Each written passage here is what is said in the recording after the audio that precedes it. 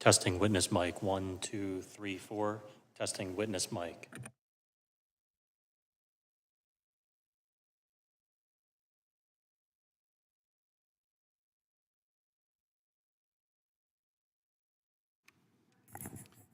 Testing member mic, 1, 2, 3, 4. Testing 1, 2, 3, 4.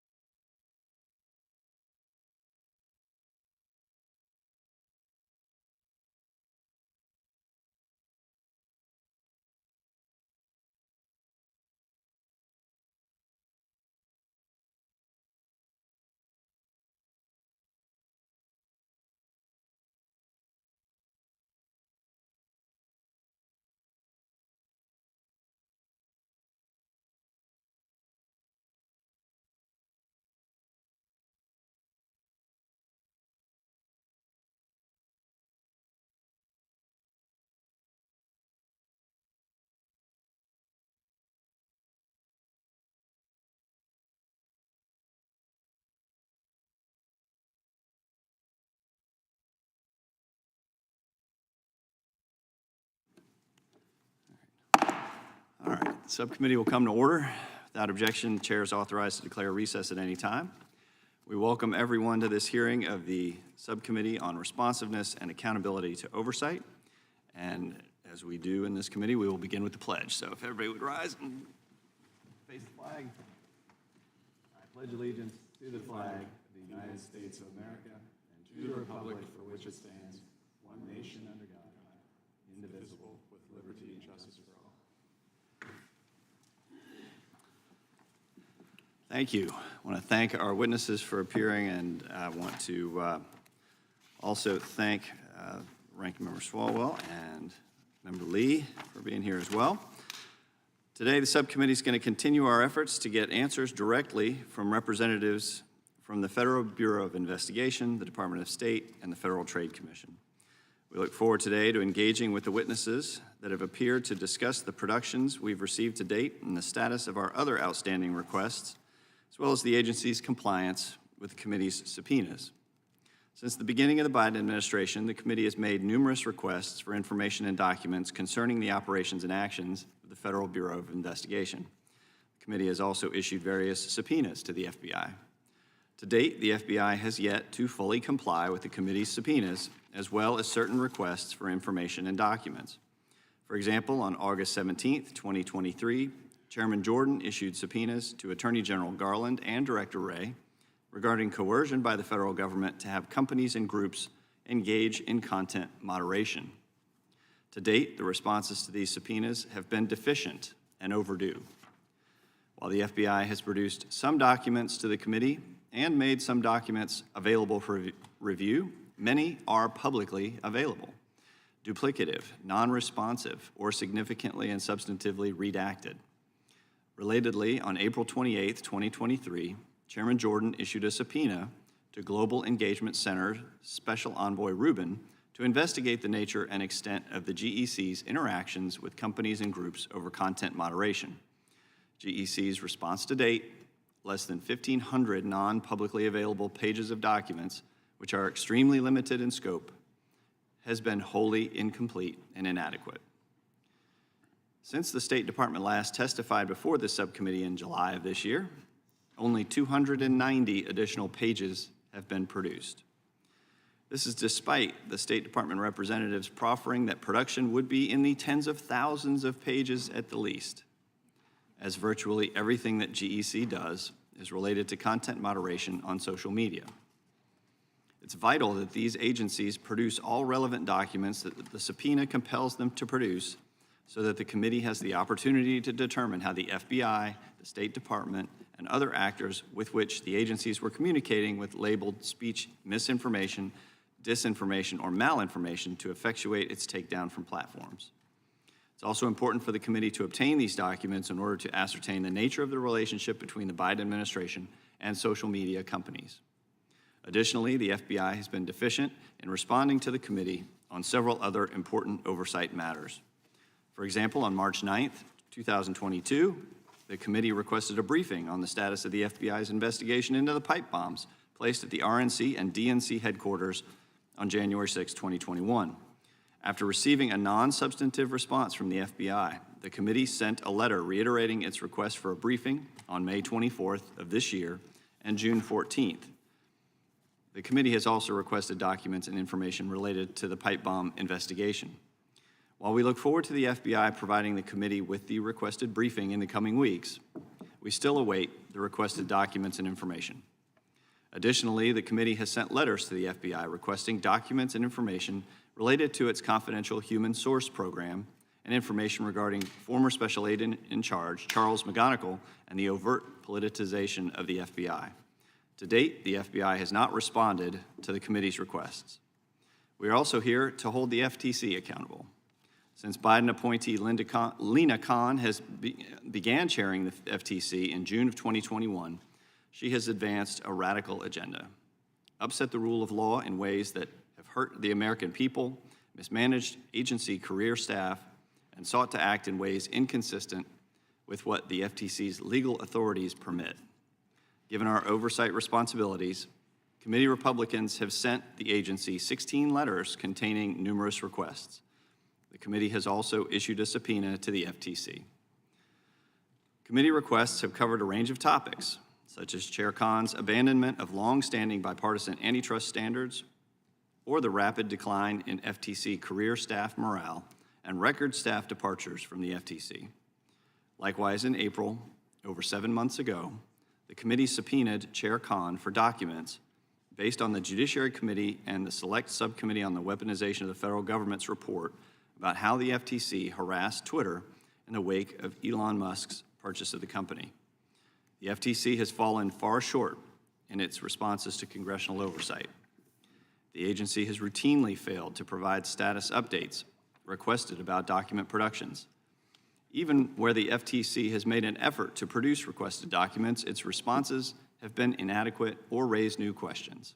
For example, the FTC has produced thousands of pages of publicly available documents, hundreds of pages of non-substantive schedules, but is withholding key materials from the committee with no sound basis.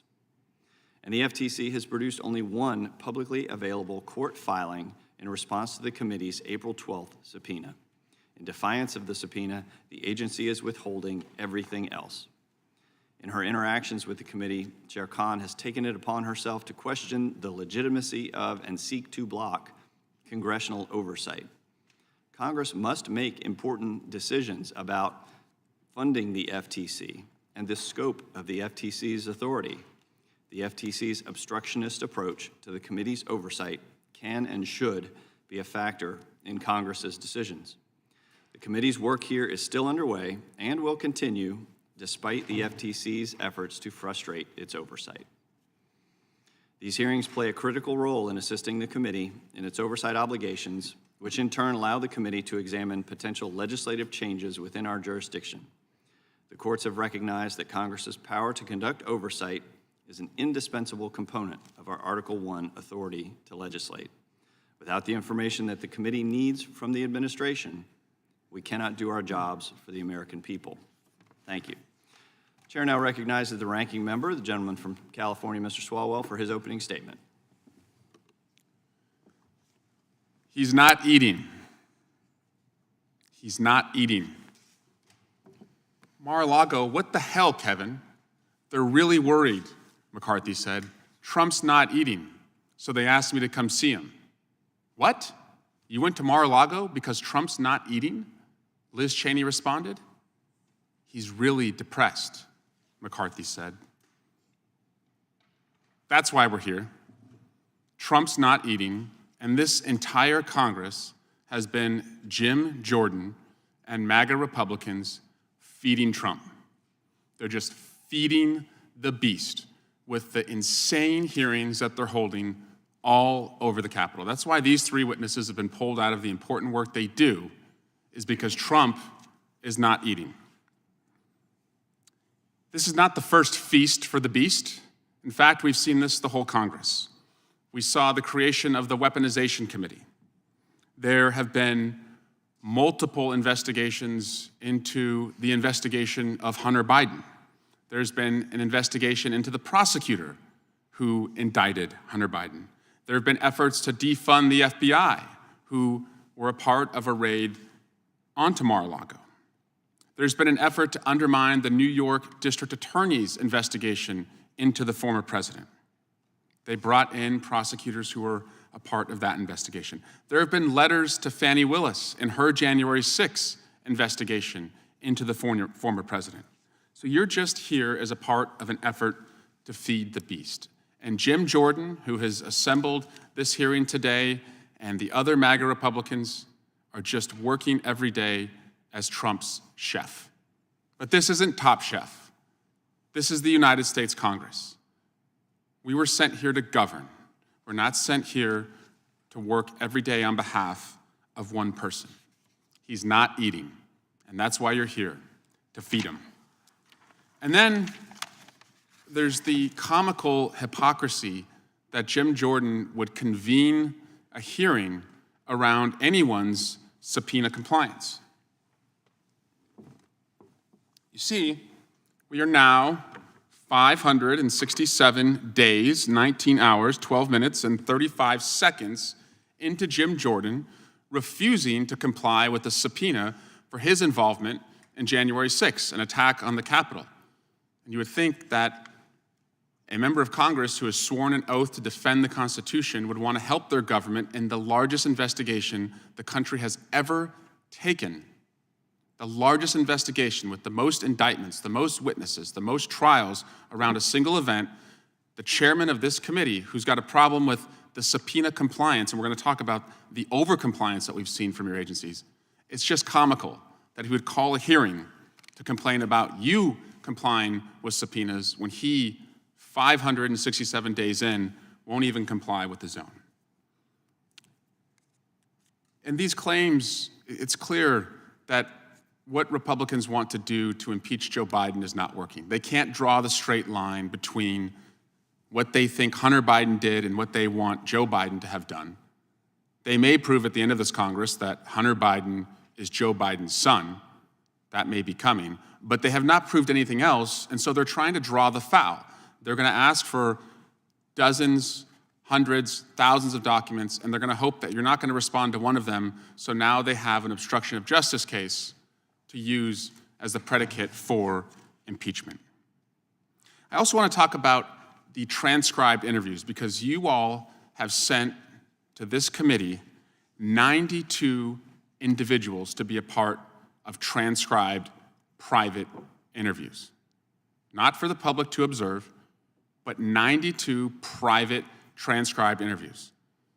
Take a guess at how many of those interviews have resulted in a public hearing. It's 0. It is all theater. It is all to feed the beast, because Donald Trump's not eating. So they have to haul these people in. They learn in private that there is no wrongdoing, and so we never hear about it in public. Finally, the center of so many of these investigations has been the current president's son. And you would think, after a year of hearings about the current president's son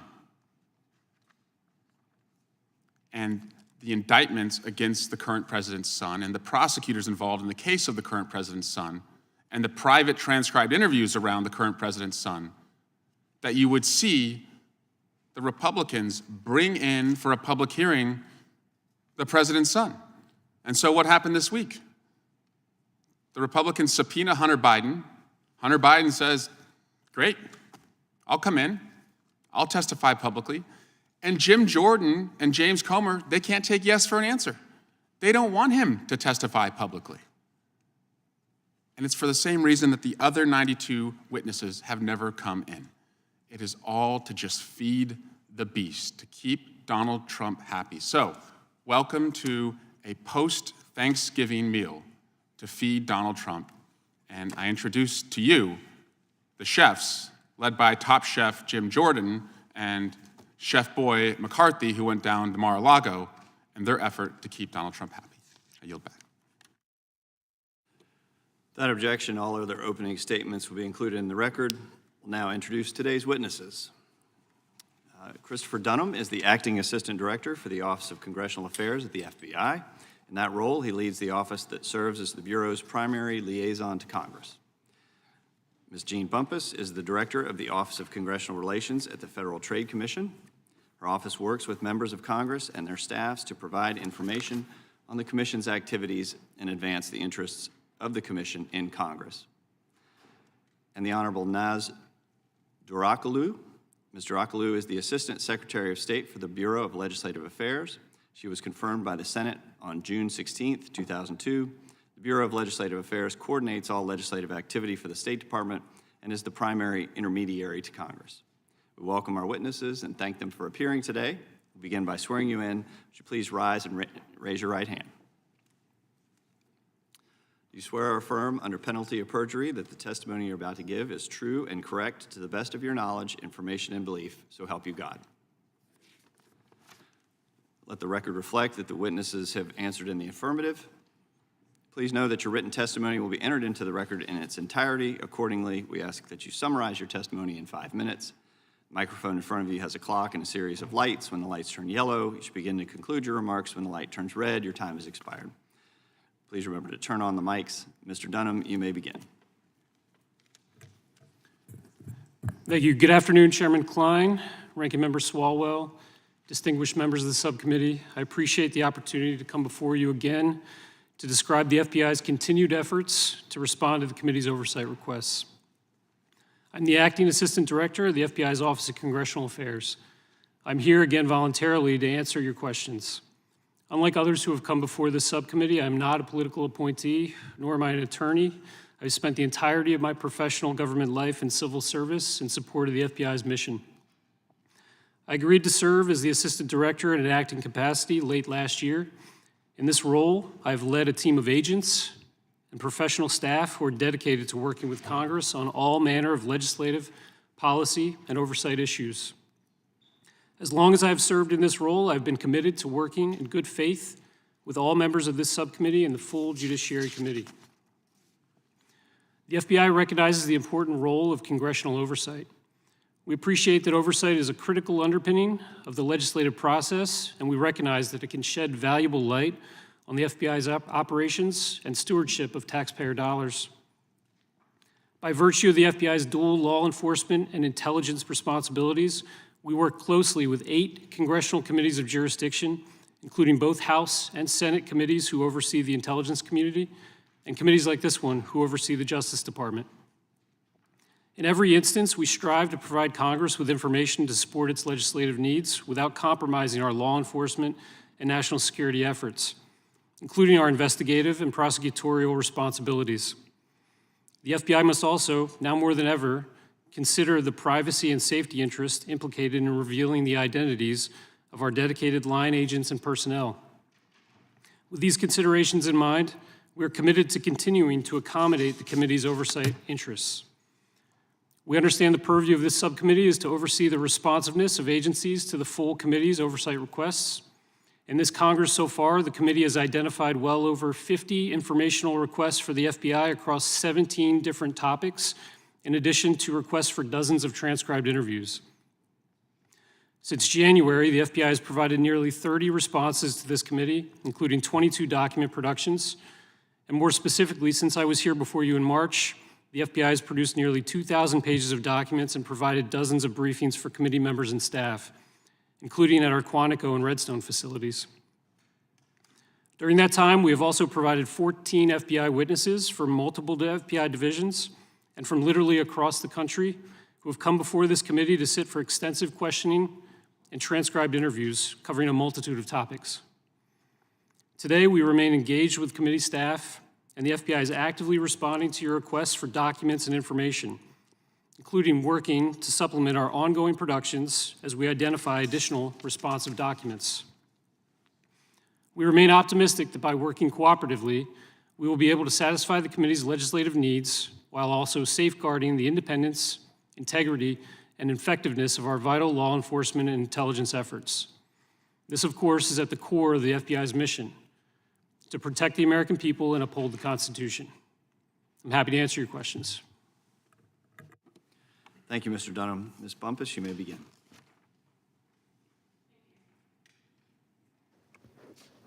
Chairman Klein, Ranking Member Swalwell, and distinguished members of the subcommittee, I'm Jean Bumpus, the Director of the Office of Congressional Relations at the FTC.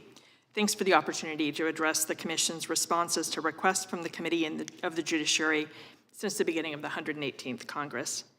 The FTC is the only federal agency with the broad mission of both protecting consumers and maintaining competition in most sectors of the economy. Its jurisdiction includes privacy and data security, consumer fraud, and anti-competitive mergers and conduct in the pharmaceutical, defense, technology, hospital, retail, food, and other sectors that affect every American every day. The FTC's 1,200 public servants work tirelessly to meet this broad and critical mission. The Commission is committed to accommodating the Committee's requests for information consistent with our obligation to safeguard the independence, integrity, and effectiveness of our vital work. Since I last testified before the subcommittee in March, the Commission has established a clear responsiveness to the House Judiciary Committee's wide range and unprecedented number of oversight requests. The Commission has received 15 letters with 76 specific requests from the Judiciary Committee, and we've responded with 29 letters, 20 productions, 5 transcribed interviews, a non-public briefing, hearing testimony, and over 8,500 pages of documents. These are just some of the House oversight requests that the Commission is currently responding to. In this calendar year, the FTC has received a total of 25 letters with 133 specific requests from House committees, and we've responded with 46 letters, 33 productions, and over 12,000 pages of documents. These responses are in addition to providing information to Congress as a regular part of what we do every day. The FTC works with members and committees to provide them with expert, thoughtful, and timely information, irrespective of party or position. The FTC devotes significant time and resources to supporting Congress's needs for information, working with our bureaus and offices across the agency to respond to requests. Commission officials and subject matter experts are in constant communication with members and congressional staff. In this year alone, the FTC has provided technical assistance on over 100 proposed bills, responded to over 80 congressional letters, provided about 15 non-public and over 80 public briefings about our programs and operations, and assisted with constituent services and outreach efforts aimed at helping consumers avoid fraud. The Commission is eager to continue to share our work and collaborate with Congress to improve and enhance our service to the American people. In conclusion, the FTC recognizes that congressional oversight is an important part of our system of government. We remain committed to working with Congress and with this committee in good faith. Thank you. Thank you, Ms. Bumpus. Ms. DeRockaloo, you may begin. Thank you. Chairman Klein, Ranking Member Swalwell, distinguished members of this subcommittee, it's a pleasure to appear before you again today. Last I appeared before this subcommittee, I cited our congressional engagement from 2022 and the beginning of 2023. So far, in the 118th Congress, the State Department's Bureau of Legislative Affairs, also known as H, is lined up for another record-breaking year of congressional engagement. Since January, H has supported 88 congressional hearings, more than 2,900 briefings and meetings with members and staff, responded to more than 1,000 letters from Congress, produced 474 reports to Congress, and facilitated 512 CODELs and STAFDELs around the world. Regarding our commitment to oversight, the State Department is currently responding to 29 open and wide-ranging investigations from 6 separate House committees. When I testified in July, the department had provided more than 16,000 pages of documents across committees. We are now up to over 25,500 pages. In response to this committee's inquiry into the Global Engagement Center, or GEC, we have produced more than 1,900 pages of documents, up from 1,200 in July. The GEC's offer to brief members and staff of this subcommittee still stands, and we welcome the opportunity to further engage with you on the GEC's day-to-day work in furtherance of our national security. GEC principals have also testified before other House committees in a demonstration of the department's responsiveness and cooperation with oversight inquiries. As noted in my previous testimony, the GEC focuses on the international information space and works to identify, analyze, and expose harmful foreign disinformation and propaganda emanating from places like Tehran, Moscow, and Beijing. The GEC does not focus on the domestic information space. As we continue to make productions and show the breadth and depth of the GEC's work abroad, we ask that Congress repeal the termination clause included in the GEC's mandate so that the U.S. government can continue this important effort beyond 2024. In addition to the GEC request, the department has provided Chairman Jordan and this subcommittee with all available information on 3 specific visa cases in response to requests from the committee. Should there be additional cases of interest, we look forward to reviewing and responding to those requests. Secretary Blinken and the department's leadership maintain that Congress is a partner in foreign policy, and we remain committed to working with you in good faith on your oversight priorities. Across all congressional oversight inquiries, career department employees have been pulled off their day-to-day missions to support the document production and review process. The department has also hired more oversight staff to assist with the growing number of requests. As we work to respond to more than 24 requests, I would be remiss if I did not share the department's concern over the House's proposed 14% cut to the State Department and Foreign Operations budget. This drastic cut would not only hinder the department's ability to respond to congressional oversight in a timely manner, but would also endanger the department's national security objectives, particularly as the United States faces new and enduring challenges with the People's Republic of China, in the Middle East and Israel, Ukraine, and beyond. Of course, not passing the administration's full supplemental request touching on these priorities would have a similar negative effect. Again, I thank the subcommittee for allowing me the opportunity to appear before you again, and I look forward to your questions. Thank you, Mr. Ocklew. Let me begin with a question for Mr. Dunham. Well, let me just say we will now proceed under the 5-minute rule with questions. I anticipate we'll have 2 rounds of questions today. Mr. Dunham, understanding the FBI's role in censorship on social media is a crucial part of the committee's investigation into the apparent collusion between the federal government and technology and social media companies. On April 18th, 2023, the committee requested documents and information in furtherance of its investigation by the FBI. However, the FBI did not make its first production until June 21st, 2023, over a month after the response to the committee's April 18th, 2023 request was due. The entirety of the first production was the publicly available 386-page deposition transcript of FBI Special Agent Elvis Chan in Missouri v. Biden. Why did it take the department over a month to make this production of one publicly available document?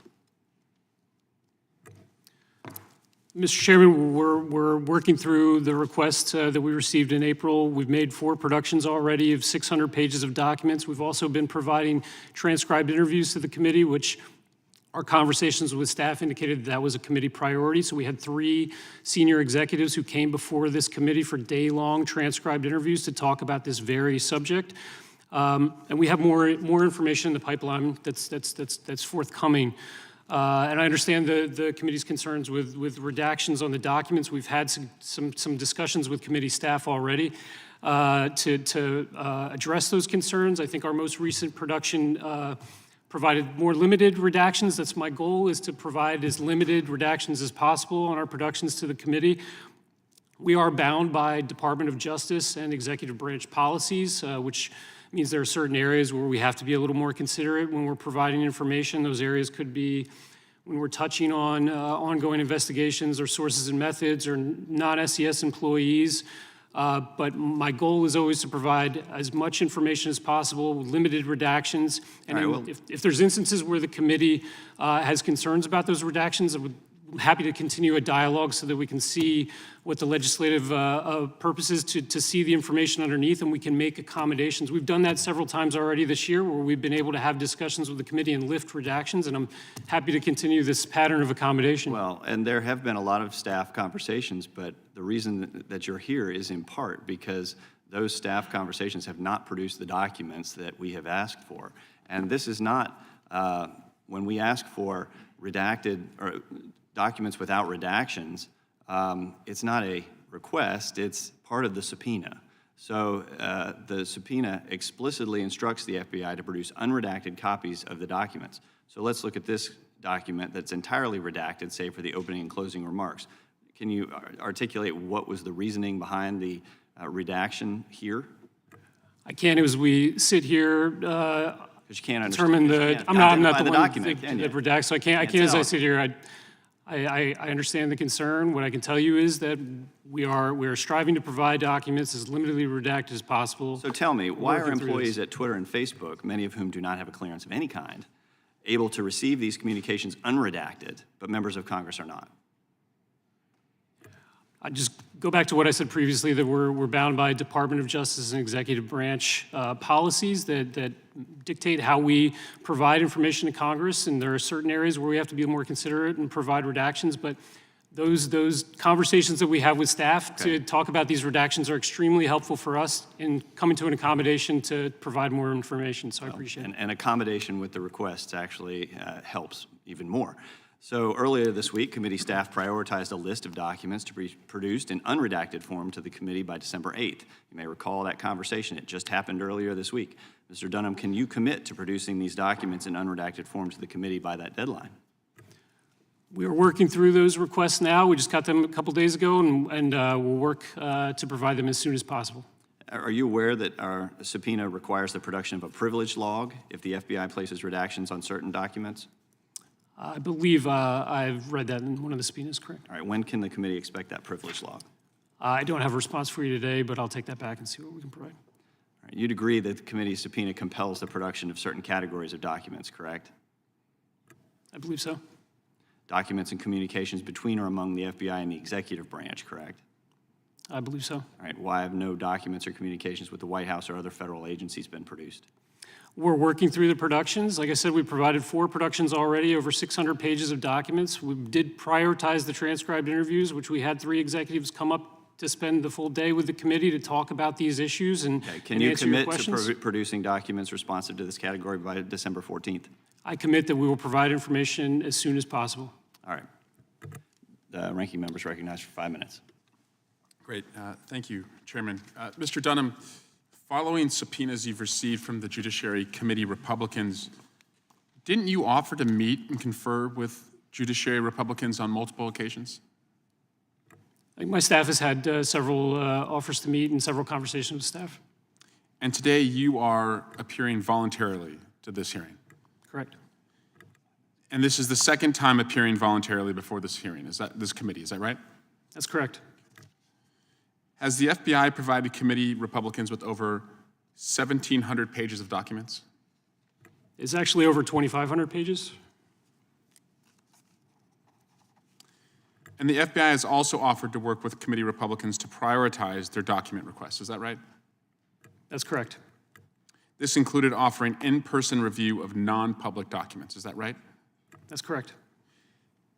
Have you seen on social media the doxing of what you would call non-SES, which is like senior level employees, the names of FBI agents and DOJ employees, not by my Republican colleagues, but by just folks on social media who have doxed and put out their public information? I have, and this goes to one of the areas where we're a little bit more considerate about where we can provide information. We are bound by Department of Justice and executive branch policies, which I mentioned previously. Some of those policies relate to non-SES employees. They feel that executives are best suited to answer questions and answer for decisions that are made under their command. But it's not just about those policies, it's also about the safety of our employees. We've had employees that have been named by congressional committees, that have come before congressional committees, that have experienced harassment and threats this Congress. It's not lost on me that a couple of weeks ago, a man in Tennessee was arrested or pled guilty to conspiracy to kill FBI employees who were working on a January 6th case. We're in a heightened threat environment. Just last week, the website you're referring to, which had non-public information about our interactions with the committee, promotes doxing. It's got pictures of FBI employees. It's got their dates of birth, their addresses, their spouse names. It's ridiculous. It's unacceptable. So when I say we're protecting these employees, it's not some effort to hide the ball. It's to protect them for their safety and protect them from these threats and harassment that they've experienced this year. Thank you, Mr. Dunham. Ms. Bumpus, welcome. You're also appearing voluntarily today, is that right? That's right. And this is you're a 17-year career FTC employee, and you've served under 4 Republican chairs and 4 Democratic chairs, is that right? That's right. And the Judiciary Committee only has jurisdiction over your antitrust work, is that right? Correct. And Ms. DeRocalou, welcome back. You have testified before, and you were unanimously confirmed by the United States Senate, is that right? That's right. And you were also voluntarily appearing, Yes. and second time Yes. for this committee. And did I hear right that the State Department has provided more than 1,600 total pages responding to the House's investigation? It's actually 1,900. Okay, so just like the FBI's, it's going up Yes. as we speak. And you have also offered numerous times and through meetings, briefings, and correspondence to Judiciary Committee Republicans to meet with them and confer about the documents they want. Is that right? Yes, and we've also provided opportunities to meet with the Global Engagement Center itself. What is the purpose of the Global Engagement Center? The purpose of the Global Engagement Center is to identify, analyze, and expose foreign disinformation and propaganda. Why is that a problem for us? It is a major problem because a lot of that foreign disinformation and propaganda often targets the United States. Does it draw a distinction between the Republican Party or the Democratic Party when it presents itself? While I'm not an expert in disinformation, from my personal experience, I can tell you that they do not discriminate between parties. Great, thank you. I yield back. Gentleman from New Jersey is recognized for 5 minutes. Thank you, Mr. Chairman. You know, I had prepared remarks, but I'm going to go off of them a little bit. I want to speak about my colleague and friend, Eric Swalwell's remarks about feeding the beast. I can't let it go. Do you want to know what the beast is? The beast is the invasion of people's personal rights, their freedoms.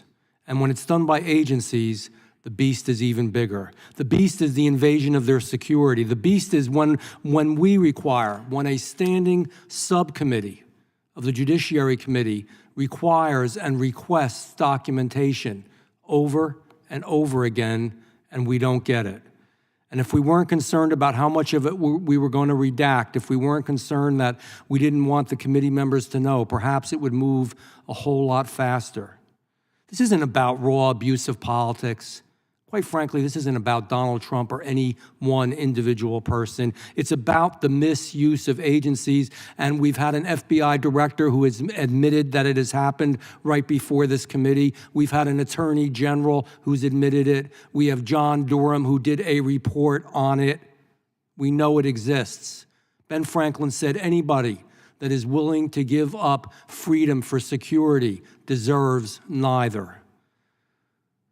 The beast is $42 million that we spend on a secret program for confidential human sources that has hurt good people. That's the beast. That's the beast that we fear. That's why we have so much concern. That's why we have so many requests. This is serious stuff. It's about the very essence of this republic. So, Mr. Dunham, since the beginning of the Biden administration, our committee has been actively engaged in overseeing the actions of the FBI, and in doing so, we have made numerous requests for documents and information regarding a number of issues regarding the Bureau's actions, their activities, and their operations. And we have continued issues obtaining such documents. We still have the problem. In areas we have gotten particularly little response. I mentioned confidential human source program, which we know has gone awry. We've proven that numerous times. Even the FBI has admitted it. On September 19th, the committee wrote to 2023 Director Christopher Wray seeking clarity on the FBI's use of CHSs. Despite receiving an estimated $42 million of every man and woman who pays taxes in this country, the program is pretty much secretive. It's unacceptable to me. It's unacceptable. What we do know only comes from select testimony. What we do know comes from the Durham report, both of which were highly critical of the program. This is not a Republican talking point. It's not a Jeff Van Drew talking point. It is what we know and have found out. It is fact. Given these concerns, I have to wonder why the FBI has not addressed our requests and more thoroughly. So, and briefly, because I'm going to run out of time, what steps have the FBI taken so far to provide the committee with the outstanding information requested September 19th, 2023 letter? What have they done? Please bullet it out, not a long, vague thing. I want to know direct answers. What steps have you taken? Sure. Thank you, Congressman. So we've provided some information already on this topic. Earlier this year, we provided a letter in response to the committee that detailed some information about our CHSs. We had the Assistant Director of our Counterterrorism Division come up earlier this year and brief the committee, and he discussed the CHS program a little bit during that briefing.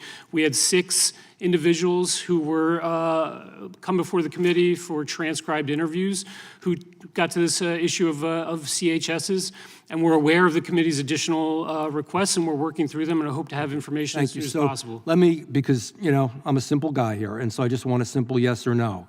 Can you commit to providing the committee with the outstanding requests for information contained in the September 19th by December 14th of this year? We've been working on it a while.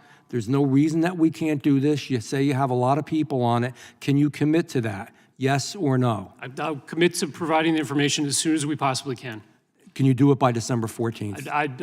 I have to figure out where the Why information is can't in you the do it pipeline. by December 14th? This has been going on for a while. I understand that. We've been providing a lot of responses to the committee. We've provided 30 responses this year already on 16. I can give you a commitment. We want it by December 14th. I understand that, and I commit to you that we will provide it as soon as possible. That's not the answer I wanted. I yield back. Gentleman from Maryland is recognized for 5 minutes. Thank you, Mr. Chairman. I'm just getting increasingly angry as this hearing goes forward. I think, there's a Groundhog Day feel to this. And I want to make the request because, we have these witnesses come back for representing different departments over and over again. And there's a discussion about efforts to comply with the subpoenas. The Republicans state their dissatisfaction with that. But in the process, there's, I would think, communications between the majority staff and the departments. Apparently, minority staff doesn't get included in those. I'd like to see those because, frankly, when I look at some of these document requests, they're ridiculously overbroad. I mean, the one here from April 18, 2018, number 1, all documents and communications from January 1, 2020 to the present referring or relating to the moderation, deletion, suppression, restriction, or reduced circulation of content, the development, execution, or application of companies' content moderation policy. I mean, how many documents are we expecting to get from, there should be some limitations on a request that broad. And I got to say this too, and it's a little broader than the context of this hearing, but the effort to comply with the Republican request for documents and information has gone above and beyond. I mean, having Weiss come up here to testify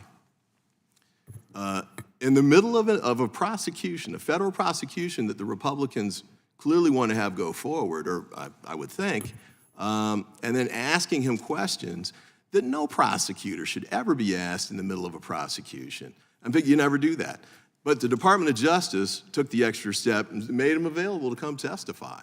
And now, when you didn't like what he said, now the committee's issued subpoenas to the next layer of prosecutors, Ms. Wolf and others. Same thing with the SES request too, which I thought was, again, over the top. It's pretty unusual to have 5 SES employees come and testify, but didn't like what they said, I guess. And then you tried to go and get lower level staff to testify. And in doing that, apparently majority staff reached out directly to people who were represented by counsel at the department in violation of Bar Council Rule 4.2.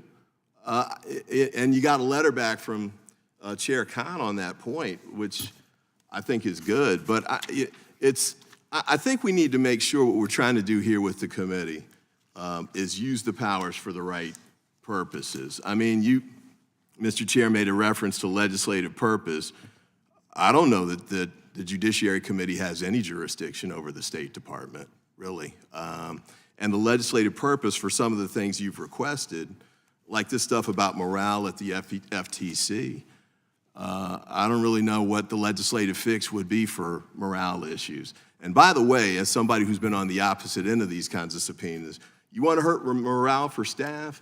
Have them spend entire days going through files to turn up documents for stuff that's not relevant to the mission that they're trying to address. Because you know what? The State Department's, we've got 2 hot wars we're in the middle of right now with respect to Ukraine, with respect to Hamas.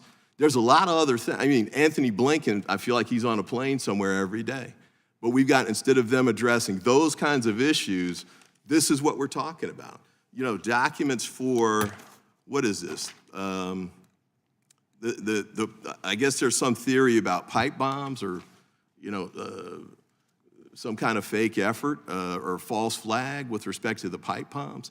And I'm looking at this, the January 6th. I think they've had 800 successful prosecutions in that case. Not one witness, not one case has raised anything about this. In Homeland Security, we had something about ghost buses where they're saying there were false FBI agents undercover pretending to be part of the January 6th invasion, and there's not one piece of evidence to support it. 800 convictions, pleas, and trials. Nobody's raised this, and if they have a right to get it, you know it's in a criminal case. Same thing with this confidential human source stuff. If there's a confidential human source that testifies or has relevant information in a criminal case, it has to be disclosed. Where is the evidence of that in the cases that have come forward? I submit that there's none. I've run out of time. I guess I'll come back to this on the second round. But I would ask, just out of good faith, allow us to participate in the meetings and get the emails that you send. And when they come up here to give full days of meetings to try and figure out this, how to comply with the subpoenas, please let us know so we can participate. I would be happy to take that under advisement. I would also state I think they know how to comply. The gentleman from Texas recognized. Thank you, Mr. Chairman. Ms. Bumpus, I want to talk to you briefly about some very specific requests to the FTC. On March 9th, 2023, a number of House Judiciary Committee members, including myself, Ms. Lee, Mr. Van Drew, wrote the FTC concerning its ill-advised current approaches to mergers and acquisitions. And in that letter, the committee requested related documents and information. Later, Chairman Jordan and Chairman Massey reiterated these requests on April 5, 2023. It was over 7 months ago. There's still several requests, in particular items number 4 and 7, which will be the topic of my questions to you today. As a refresher, item number 4 is all documents and communications referring to or relating to the decision to withdraw the Trump administration's 2020 vertical merger guidelines. And then item number 7 is all documents and communications relating to the FTC's policy concerning early terminations. Those are the two primary scopes of what I want to ask you about. We understand that the FTC has not completed its productions of those requests. What's the status of the FTC's document collection and review of those two requests in particular? Congressman, as you're aware, we've made 4 productions and have produced over 1,300 pages of documents so far. We are continuing to review documents and produce them on a rolling basis. On those two specific requests, can you provide me any specific update as to the review and the production of those documents that are responsive? I cannot, but as you know, our staff are in regular contact with staff on the committee and would be happy to engage with you on that. All right. Well, what's the reason why you can't provide me with an update today? I know that that's the topic of some discussion that's been had before today's hearing, so I would expect that you would have been prepared to tell me when those documents could be produced or how many documents are left to review. Can you tell me any of that information? Regrettably, I cannot, but I'm happy to take that back, take your concerns and your priorities back, and we will continue to work with the committee. So how come you weren't prepared to answer that question today? That seems like a very basic question and, frankly, a reasonable question. I'm supposed to be asking about document production. Those are two requests have been made and reiterated not just by the committee but by the chairman. You've been working on them for 7 months. How come you can't tell me the status of that production? I can tell you that we are continuing to review documents. We will continue to produce them on a rolling basis, and we are happy to continue our regular contact with staff members on the Judiciary Committee. On those two specific requests, do you know if there are actual documents that are being reviewed internally, potentially responsive to those requests? I don't know. Do you know who would know at the FTC? I'm happy to take that back. Again, I know your staff are in regular contact with staff at the FTC about all of the productions. With respect to those two requests, numbers 4 and 7 from that March 9th, 2023 letter, Do you know if any email notification or other steps have been taken to notify individuals at the FTC to preserve materials that may be potentially relevant and responsive? Yes, my understanding is that notices have gone out to custodians and documents have been collected and placed in a central repository. Who is the custodian of that central repository? There are many people with access to that central repository who deposit and review documents. Who would be considered the ultimate custodian of those records? I'm not able to provide that information today, but we're happy to continue talking to your staff. I'm still curious why you can't tell me who the custodian of those records are. You've been at the department for 17 years. In the Office of Congressional Relations, I would suspect you would know who the custodian of records is for this particular production request. I don't. Can you find out? I am happy to take your request back, and I know your staff, again, talks regularly to our staff. My question wasn't, will you find out? My question was, can you find out? Are you able to find out who the custodian of those records are? I don't know that there is a single custodian of those records. Like I said, staff from across the agency have been collecting records and placing them into the repository for review. Is it a large number of staff or just a limited number of staff that is the custodian or has access to that depository? I don't know the numbers. I'm happy to take that back. Would you say it's more than 50? I don't know. Is there anything you can tell me about that document production today? Nothing more than I've already said. My request would be in the next 17 seconds before we let you go, or before I let you go, is next time you come, those are really important questions. I'll probably ask you the similar questions next time. I'd like to know who's in charge, the custodian of records. I'd also like to know, as it relates to items that have not been produced, what the status of that production is. That's the useful information that we need as the committee to make decisions on this side of the dais, and it would be helpful in reaching a conclusion as to our document request. So I would make that request of you. Thank you. I yield back. Thank you. Gentlelady from Florida is recognized for 5 minutes. Thank you, Mr. Chairman. And I'll start here today. Some of our colleagues today have questioned why we have these hearings, why we've continued to have these hearings, why we've done this more than once. And I think in the line of question and answer that we just heard, we were getting the answer to that loud and clear. And it's simple, because we have been requesting documents and subpoenaing documents and requesting information, and we still don't have it. If the documents responsive to the subpoenas had been provided, if the information responsive to the requests had been provided, we wouldn't be here. This hearing is only necessary because we do not have the responsive documents and information that have been requested of these agencies. I would like to start here with Ms. Nazdarakalu.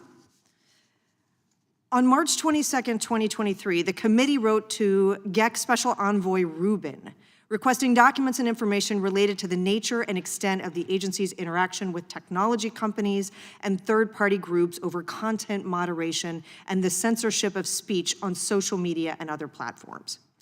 This information was subsequently subpoenaed on May 22nd, 2023, and also the subject of discussion at a prior hearing of this subcommittee in July. To date, the State Department's production has been incomplete. The documents produced are limited to the work that the GEC has done to identify foreign mis- and disinformation promoted by various news outlets and platforms, as well as coordination with third-party fact-checkers. But we have less than 1,800 pages of non-publicly available documents, much of which is not wholly related to the underlying requests. So I'd like to start there. The committee's subpoena compels the production of multiple categories of documents. For example, the production of certain documents and communications between the GEC and third-party entities such as the Stanford University's Election Integrity Partnership, correct? Okay. We don't have any documents yet related to or communications with the EIP or Election Integrity Partnership. And the failure to produce those communications is particularly of interest to the committee. There are only a few known custodians, the time frame is known, and there shouldn't be any concern about privilege because this relates to a third-party entity. You noted in your opening testimony that the focus really was on foreign actors and not domestic, which of course is one of the key issues that we're trying to get to the bottom of, is what was the nature of this relationship and the why. So it would really add a lot of transparency to one of the core questions. So could you tell me why there hasn't been more information produced on that subject, and what timeline could we expect additional compliance there? Thank you, Congresswoman. I will note that I personally review every tranche this subcommittee receives, and 7 tranches have been produced. So I can tell you several of those tranches did have information with third-party entities, because I have seen them myself. In terms of Stanford and others, I'm happy to get back to you, but just to say, we have been producing responsive documents, and 1,900 pages of such have been provided to this committee. You referenced 1,800 pages that are not public. Just to point out, 1,800 out of the 1,900 are not public, so we are completely responsive. But on Stanford in particular, I'm happy to get back and see what we have. Is it a reasonable goal for you all to provide those documents to us, those responsive documents, by December 14th? So I have to say, as the Assistant Secretary for Legislative Affairs, it is my responsibility to be responsive to you all. And if I closed out this search at any point without knowing the full universe, that would not be adhering to my responsibility to be responsive. So I have to say, we're going to continue searching. We're going to continue providing documents to you all on a rolling basis. And I do not want to put a timeline on it, because we're going to continue providing what we see as we get it. So your testimony with us today is that the efforts to continue to search and locate those documents is ongoing, and you'll be providing us a rolling production? Yes. Okay. So do we know to a certainty one way or the other where there are more documents, or is it something that further investigation and review is required to even make that determination? I think we can confidently say, or I can confidently say, that there are more documents. Just to point out one example, there were 9 requests in the original letter that you referenced.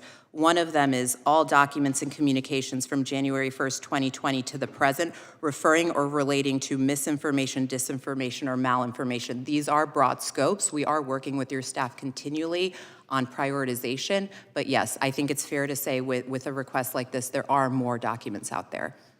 Thank you. My time has expired. Mr. Chairman, I yield back. All right. Thank the gentlelady.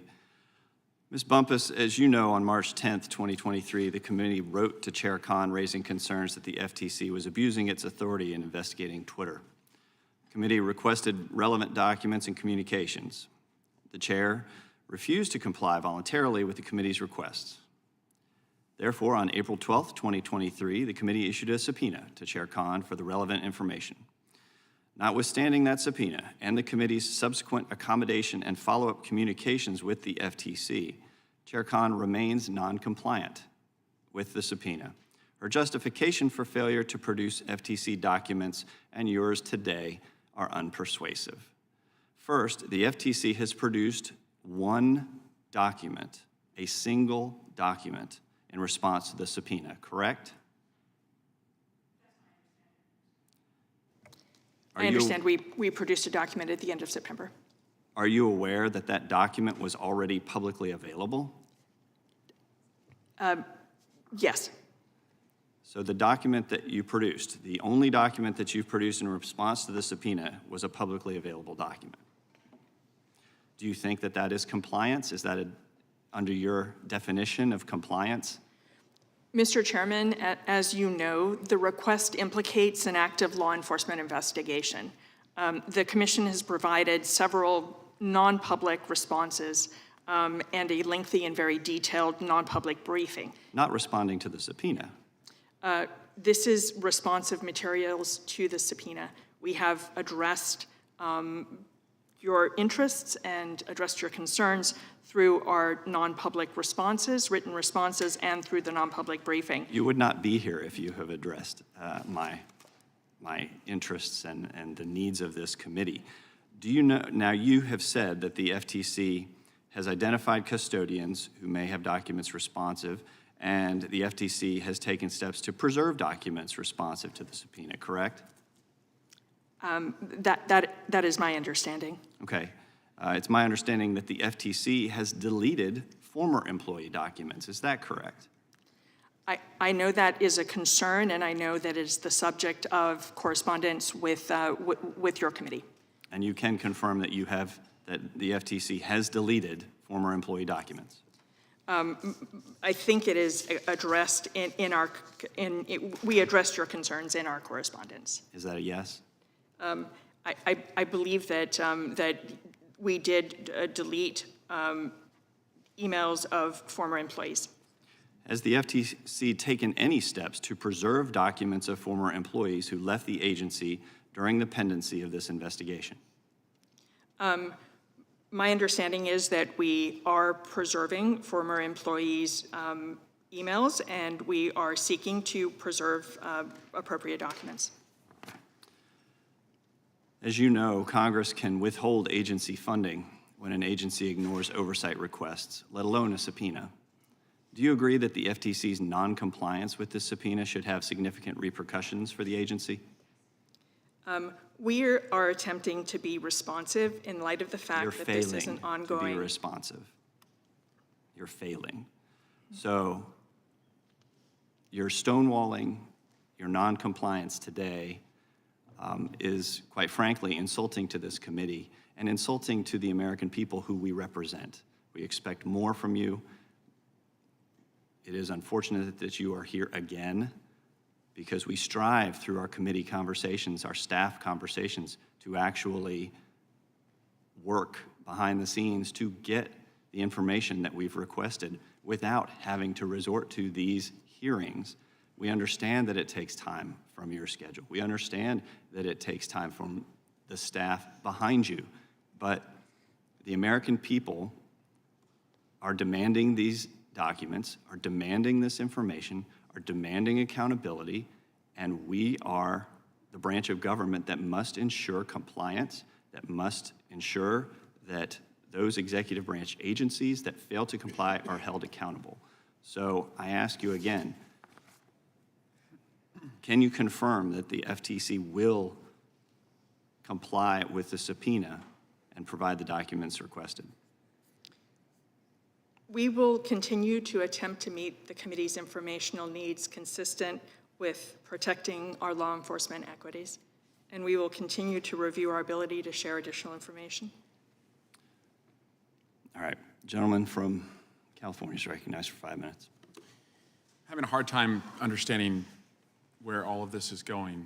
We're in December now, and 92 individuals, many from your agencies, have come in for secret, non-public, no video recording interviews, and not a single one of them has come to a public hearing, has testified publicly about any of the claims that they're making. And so after 92 people come in, and we're almost in December, and nothing is coming to public light, that's how you conclude that this is just an effort to feed the beast, that Donald Trump is not eating, and that he wants his allies in Congress to just bring in his enemies and to torment them. And then we see, you can't make this public. These people don't have anything that add up to what Donald Trump is alleging. And so we just go through this exercise. It's a little bit concerning because the FBI isn't tasked with small responsibilities. You know, they're only in charge of taking on terrorism, public corruption, child exploitation, white-collar crime, fraud, kidnapping. And instead, they're dealing with this nonsense to just satisfy a petty, aggrieved former president who has many of my colleagues, as I said, just working as his chefs. This is a buffet for the former president to just make him happy. And the greatest example is Hunter Biden. These guys have literally, in this room, put up pictures of non-consensual nudes of Hunter Biden to embarrass the current president, that's the length that they will go. And he says, hey, I'll come in. You can show your pictures. You can embarrass me. There's not going to be any lines between what you think I've done and what you think my dad has done. And now they don't want to do it. It just shows a complete lack of seriousness. I actually think this Congress is more like the WWE. It's like pro wrestling. Because so many of these folks, when the cameras aren't on, when we're not in the quote-unquote ring, they come up to me, they pay me and my colleagues compliments. Don't take my word for it. Talk to Mr. Ivey or anyone else on this committee. They mock the former president. And you see that in Liz Cheney's book, the number of these guys who mock the former president. But when the lights and cameras are on, we're in that ring, they got to take the steel chair, swing it around, because they're doing it on his behalf. And to the American public, they can't tell the difference, that it's just for entertainment for these folks. These folks think that the American public are fans and that this is just entertaining and we're keeping, the chief entertainer, Donald Trump, happy. These folks aren't fans, they're constituents. They want us to work on making healthcare affordable. They want us to address the global crisis that could come to America. They want us to have more security on every corner in America so that we're safe in our communities. They want their college to be affordable. They want breathing room in their personal finances.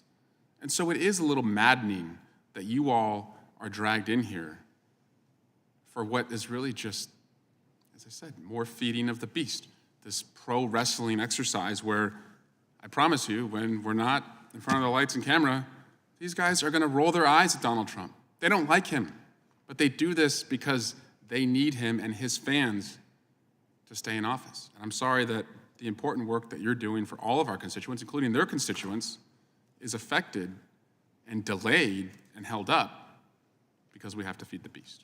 I yield back. I think the gentleman is a fan of WWE. I can assure him that Congress is not WWE, but if it is, then this administration is the equivalent of the Sopranos. Gentleman from New Jersey is recognized.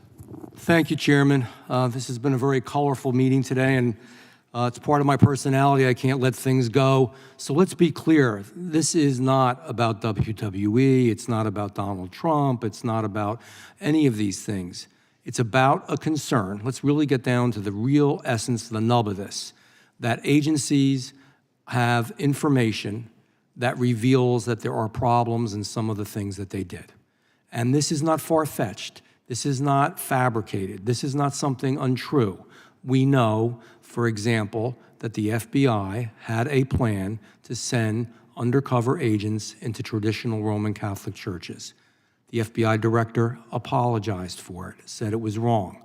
We know for the truth that there was no Russian collusion.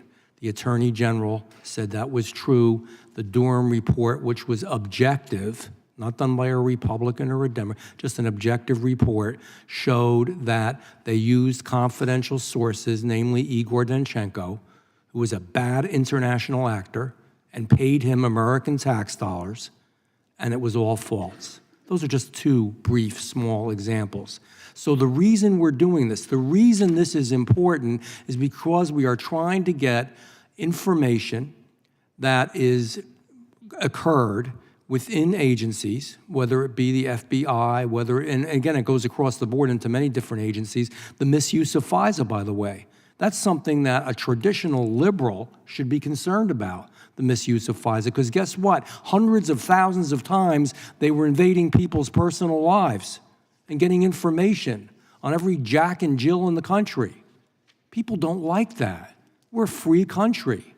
That's a mark of a totalitarian country. So it boils down to those specific facts. We're being specific here. You guys are busy, and you're doing a lot of important work. I realize that. You're busy, but you're not forthcoming with the information because I think quite frankly, and I believe this to my very core, there's information there that you don't want us to know. So the work of this committee is important because we need to have that information in order to get to the truth. And it's good for all of us to know what the truth is. You know, a trick in politics is to get people's eye off the ball about a feast, about Donald Trump, about feeding the bee. It's none of that. It's just that we want specific, and we've been specific. We want specific information. Turn it over and you don't have to be here. Guess what? This whole committee is busy. We don't want to be here either. But we're not getting the stuff we need, and we're going to keep doing it over and over again, and you're probably going to be told over and over again to do everything you can to talk around it, but we're going to keep asking the questions because it is our job, because we want to keep this a free country. And it really does boil down to that. So, in any event, Ms. Bumpus, as you know, the committee also wrote the FTC on February 14th, 2023, requesting documents and communications related to the FTC's non-compete rulemaking. We haven't heard back in 9 months. I know we're all saying here there's an effort to do this, but it's been 9 months. Has the FTC completed its collection of documents? Please, just yes or no. My understanding is that we are still producing documents on a rolling basis. We've produced almost 6,000 pages to date, and we've made 8 productions. Okay, but you haven't completed it. Do you know how much remains? I do not. Okay. You know, specific questions were asked today of you all by Congressman Warren and Ms. Lee, Congresswoman Lee. I would hope that next time when because you're going to be here again, that when you come again, you can answer the specific questions that were asked today. The FTC completed its review of the documents as it collected. As it completed its review, I know the answer is no from what you've told me, correct? That's correct. When does the FTC expect to complete the full production of documents in response to the February 14th letter? If you ask me when I expect, at least, we're not even going to lock you in, but say, gee, this is when I expect it would be done. This is what we believe, unless there's something that happens that we don't anticipate. Can you give me a date, a time frame, any information? I'm sorry, I can't. As you know, the committee has sent us 15 letters. It's made 76 requests. I know this is a priority. Other oversight committees also believe that their requests are priorities. We are attempting to meet all of these demands while continuing to the work. Thank you. But some of those are duplicative, so when you answer our questions, you're going to be answering other people's questions. And again, Mr. Moran, Ms. Lee, and I think the chairman, of course, we've all asked specific questions. There's no reason you can't come back next time. Sorry to say there will be a next time. I believe it's up to the chairman with specific answers. I thank you for being here today. You're nice people. And real quickly to Congressman Smallwell, sure, I'm going to be nice when I see you. We're all colleagues. We disagree profoundly to the core in everything that we believe, but nevertheless, we're still human beings, and you can still like people, but thoroughly disagree with them. I yield back. I'm offended on your behalf for the Sopranos comment as a representative of New Jersey. That's right. I didn't even go into that New Jersey remark. Thank you. Gentleman from Maryland, recognized for 5 minutes. Thank you, Mr. Chairman. Yeah, I'm a little surprised by the Sopranos comment. Seems like the Trump family would be a lot closer to the Sopranos than the Biden family, but we'll leave that to the side for the moment. I agree with Congressman Van Dyke with respect to Section 702. And I would also note that not only does it go to the heart of protecting the country, as we heard from the testimony here from Chairman Ray, and I believe from the Attorney General not that long ago, and I heard it in Homeland Security as well. What's interesting, though, is that there's bipartisan legislation pending to address 702, which expires, I believe, at the end of December, and we haven't had a hearing on it. You know, we keep doing these kinds of hearings and then these other kind of hearings where I think they're off on the tangents about other things, but you know, it'd be nice to try and address, and by the way, Director Ray testified on Homeland Security, there were 4 other provisions that are set to expire that he thinks are important for national security reasons that we need to address. No hearings here in Judiciary, no hearings here on Homeland Security either with respect to those issues. So I hope, since I assume all of us are interested in national security, especially of that nature, you know, we can get around to having a hearing on that. Maybe we can squeeze it in between one of these production hearings that we keep having.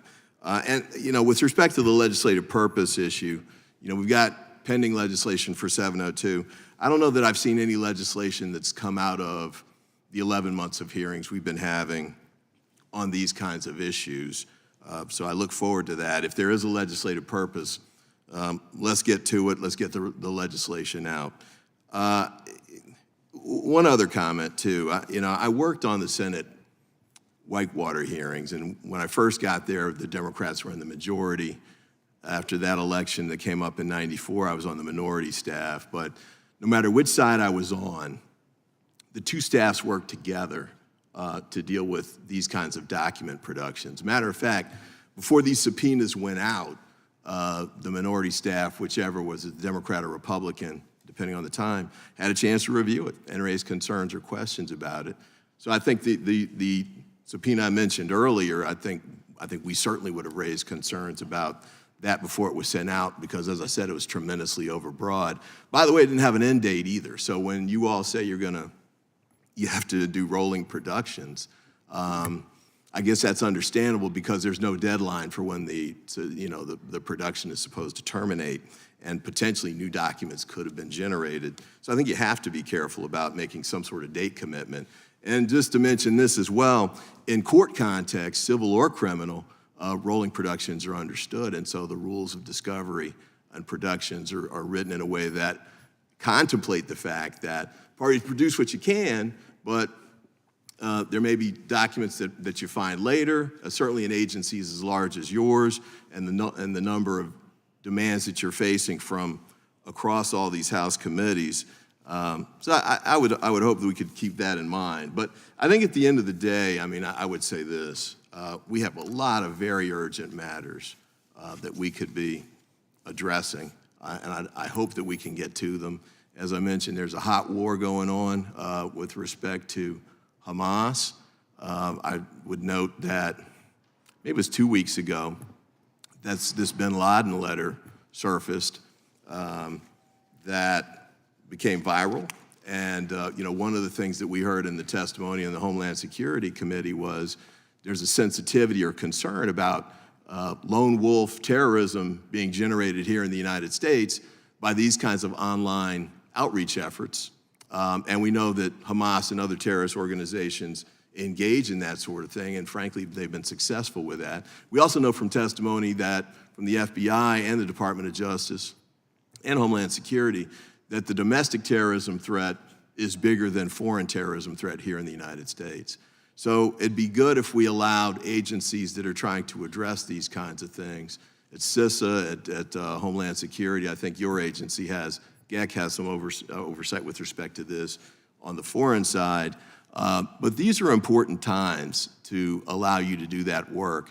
And tying your hands at a time when I think, well, actually, I don't have to say I think, the FBI director testified that there's heightened risk of that kind of terrorism taking place, seems like a bad idea to me and puts the American people at risk. So I would hope that we can get to the point where we're addressing those kinds of critical issues that have that kind of deadline and do some of that work here in the committee. And with that, I yield back. Thank the gentleman. Gentlelady from Florida is recognized for 5 minutes. Well, I feel like we need to start here again. There have been numerous hearings on the subject of FISA and 702. In the Crime Subcommittee, we've had 2 full hearings on that subject. In fact, the Judiciary Committee and its various subcommittees have hearings every single week on urgent and important substantive issues.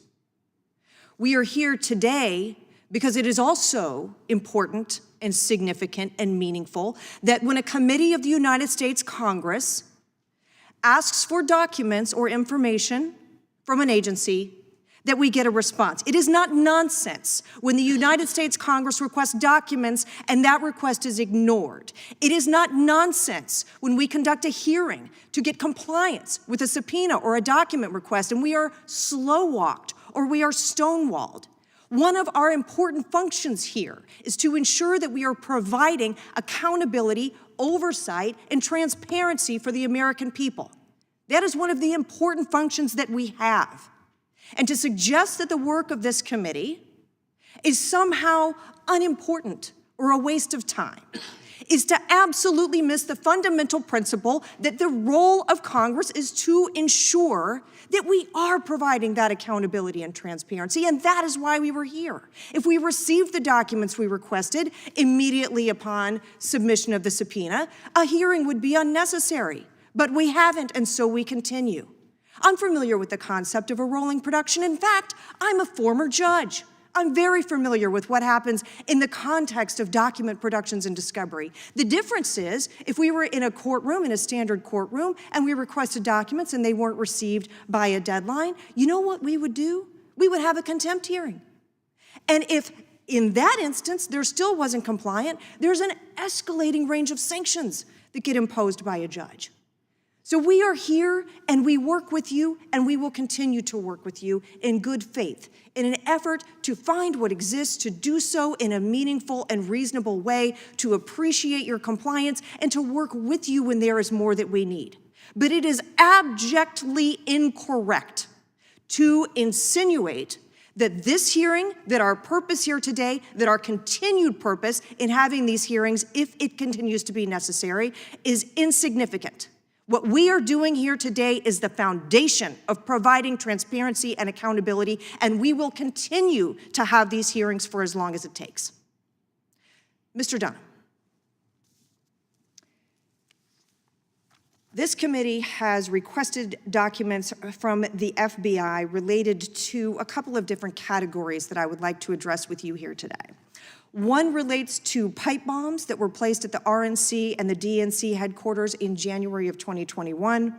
The second is documents related former Special Agent in Charge Charles McGonigal and the alleged politicization of the FBI. So let's begin there. On February 2nd, 2023, the committee wrote a letter to Director Wray requesting documents and information related to the indictment of Mr. McGonigal, the former special agent in charge. Has the FBI searched for documents responsive to this request? We provided an initial response earlier this year. It was a classified response, providing information about security steps that we took to mitigate national security concerns. As you're aware, the investigation is still ongoing to the point where Mr. McGonigal has not been sentenced yet, so there are still some of those Department of Justice considerations that we're bound by, but I understand that the committee has additional requests for information, and I'm happy to continue to provide information. Once the issue is adjudicated, I'm happy to see what else we can provide as well. And explain for us, if you would, the distinction in what you will be able to produce prior to adjudication and post-adjudication, and why. I'll have to take that back. I'll have to talk with the folks that are closest to this, closest to the case, and see what information we can provide. All right, please, if you would, that will be something that is subject in future hearing, should we reconvene on the subject. With respect to the pipe bomb investigation, what steps has the Bureau taken so far to provide the committee with outstanding information that was requested in the June 14th, 2023 letter? Sure. So I was disappointed that we offered a briefing a couple of weeks ago. We weren't able to make schedules work. I believe we have a briefing scheduled for December 12th, a couple of weeks from now. We have provided an initial response last Congress on this that went to the heart of kind of what we've done so far on the case as best we could. We provided an updated response this Congress. This is one of those areas where I mentioned earlier we're bound by Department of Justice and executive branch policies where we have considerations we have to make when things touch on ongoing investigations. The pipe bomb is very much still ongoing. We've been able to make a significant accommodation for the committee to get this briefing scheduled. I hope it satisfies a lot of your questions. We'll be waiting and standing by for any questions that are not answered to take those back and see how we can accommodate the committee. Thank you, Mr. Chairman. I yield back. Thank the gentlelady for her comments, for reminding us of the tools that were at her disposal, some of which are at our disposal in this body. But that concludes today's hearing. As with hearings we've had over the past year, I'm disappointed in the answers that have been given, the lack of clarity and a commitment to produce the documents that we've requested. And as we near the one-year anniversary of the establishment of this subcommittee, we have to consider whether additional action must be taken to hold accountable those offices, those officials who are refusing to comply and engaging in what is essentially the obstruction of justice. Without objection, all members will have 5 legislative days to submit. The gentleman is not recognized. Additional written questions for the witnesses or additional materials for the record. Without objection, this hearing is adjourned. I was just going to ask about the follow-up on the